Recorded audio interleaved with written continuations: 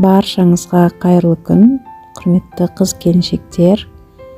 Көктем келді, енді осындай артық май жинамайтын торт дайындап жесеңіздер де болады.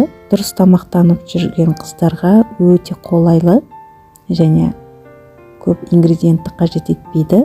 Менің каналыма тіркеліп, қоңыраушаны басып қойды ұмытпаңыздар.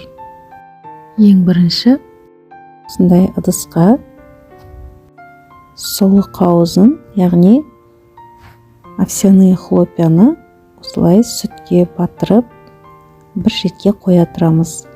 Ендігі кезекте 2 бананды осылай домалақтап турап аламыз. Ингредиентінің барлығын описание бөліміне қалдырамын. Бананды турап болғаннан соң ыдысқа салып, осылай жақсылап езіп аламыз.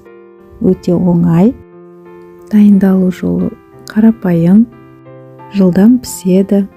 Оның бананның үстіне 2 жұмыртқа салып, жақсылап араластырамыз. Мұнда мен бірінші жұмыртқаны салып болған соң барып, видеоға түсіріппін.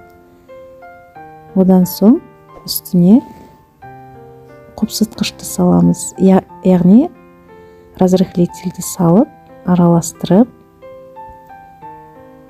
енді какаоны саламыз.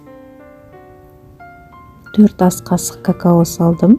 Жақсылап бір келкі масса шыққанша араластырамыз. Ең соңында сүтке салынған сұлыны салып, жақсылап араластырамыз оны да. Дайын болды. Енді микроволновкаға шыдайтын осындай ыдысымызды алып, барлығын құйып, 10 минутқа микроволновкаға салып пісіріп аламыз. Микроволновка жоқ болса, кәдімгі пешке салып пісірсеңіздер де болады.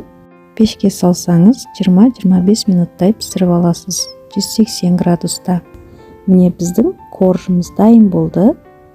Ыдысқа салып, үстіне сметана, сгущенка жағып жесеңіздер де болады. Бұл жерде дұрыс тамақтанатын қыз-келіншектерге арналған торт болғандықтан мен еш нәрсе пайдаланбадым. Дәмдірек болғанын қаласаңыздар, қара шоколадты ертіп, үстіне құйып жесеңіздер де өте дәмді болады. Міне біздің тортымыз тойымды әрі дәмді болып шықты. Сіздерге видео рецепт ұнаған болса, менің каналыма тіркеліп, видеоны соңына дейін көріп, WhatsApp желісіне таратып отыруларыңызды сұраймын. Сіздермен бірге болған Гүлнұр Темировна.